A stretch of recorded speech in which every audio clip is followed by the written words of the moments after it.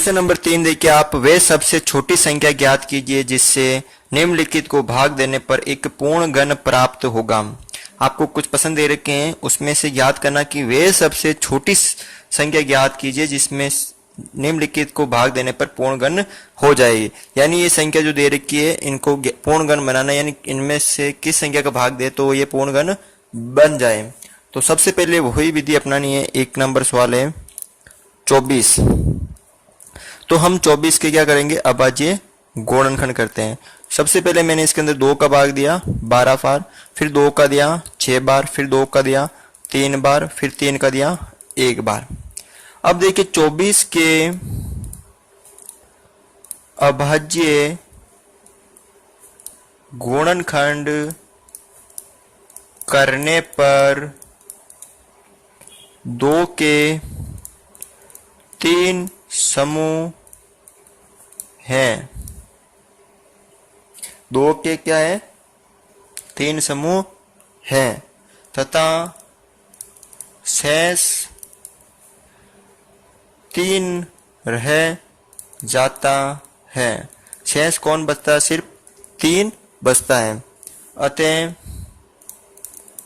3 का भाग देने पर एक पूर्ण घन प्राप्त होगा। जब हमने 24 के अभाज्य गुणनखंड किए तो हमें इस प्रकार प्राप्त हुए गुणनखंड 2 इंटू 2 इंटू 3। लेकिन यहाँ देखिए 2 के तो 3 समूह प्राप्त हो रहे हैं, लेकिन 3 एक शेष बच जाता है। तो हम क्या करेंगे, इसके अंदर 3 का भाग देते हैं तो 3 से कट जाएंगे, तो ये जो प्राप्त होंगे ये हमें पूर्ण घन प्राप्त होंगे। तो इस तरह हम कह सकते हैं कि 24 के जब हमने अभाज्य गुणनखंड किए तो 2 के 3 समूह बन रहे हैं, लेकिन एक 3 शेष रह जाता है। तो हम 3 का भाग देंगे तो बाकी की संख्या क्या बन जाएगी, एक पूर्ण घन प्राप्त होगा। अब देखिए अगला क्वेश्चन 250। इसी तरह से करना आपको 250 के आपको अभाज्य गुणनखंड करने हैं। सबसे पहले मैंने इसके अंदर 2 का भाग दिया 125 बार, फिर मैंने इसके अंदर 5 का भाग दिया 5 और ये 25 बार, फिर मैंने 5 का दिया 5 बार, फिर 5 का दिया 1 बार। वैसे ही 250 को हम इस प्रकार लिख सकते हैं कि 250 के हमने गुणनखंड किए तो हमें इस प्रकार मिले हैं कि 5 इंटू 5 इंटू 5 तो 3 बार बन रहे हैं, लेकिन 2 क्या रह जाता है, शेष। तो हम कह सकते हैं कि 250 के अभाज्य गुणनखंड करने पर 5 के 3 समूह हैं तथा शेष 2 रह जाता है। 2 शेष रह जाता है।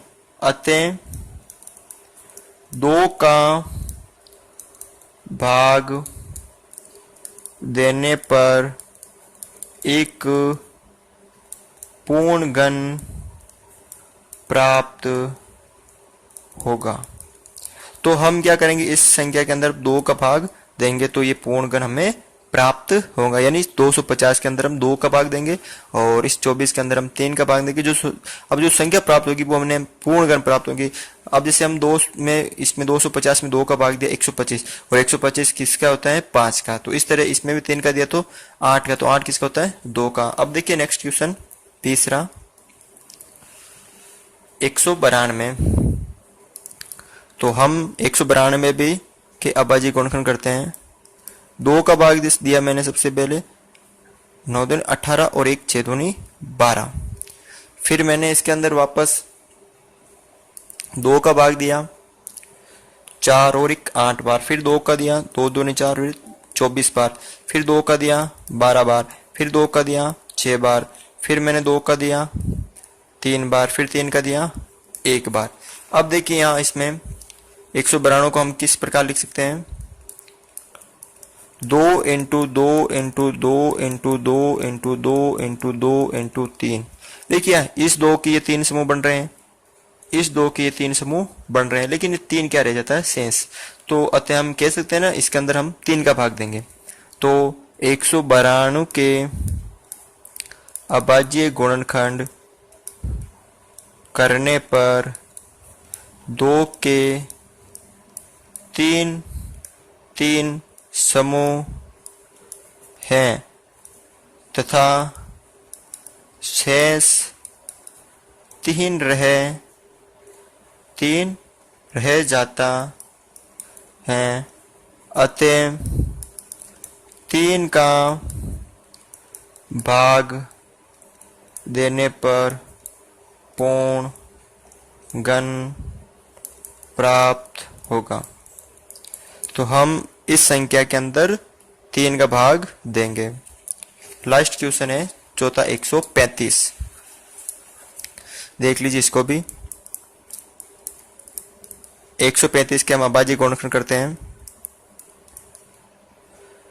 135 के अंदर ये 5, 6 और ये 3, 9, यानी इसके अंदर 3 का भाग जाता है 6, 3 का भाग 4 3 12, 13 में से 12 गए 1 और 1 5 3 15, फिर देखो 5 और 4 ये 9, फिर इसके अंदर वापस 3 का भाग जाता है 3 दूनी 3 एकम 3 और ये 5 3 15, फिर इसके अंदर 3 का जाता है 5 3 15 और ये 5 एकम 5। अब 135 को हम क्या लिख सकते हैं 3 इंटू 3 इंटू 3 इंटू 5। तो हम कह सकते हैं कि 3 के तो 3 समूह बन रहे हैं लेकिन 5 एक शेष रह जाता है। तो अतः हम कह सकते हैं कि 135 के अभाज्य गुणनखंड करने पर 3 के 3 समूह है तथा शेष 5 रह जाता है,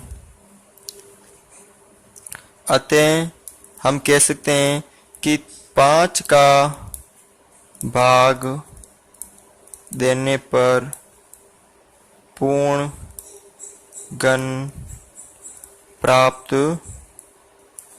होगा।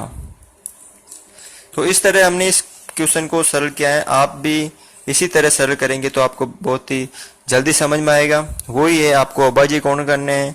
अगर आपको गुणा की पूछ लिया जाए तो उसमें गुणा करना है और भाग की पूछ लिया जाए तो उसमें अंदर भाग देना है। तो मैं आशा करता हूं कि आपको ये वीडियो पसंद आया है, और अभी अगर आप कोई न्यू है तो मेरे इस चैनल को सब्सक्राइब करें ताकि मैं और भी न्यू वीडियो आपके सामने अपलोड कर सकूं।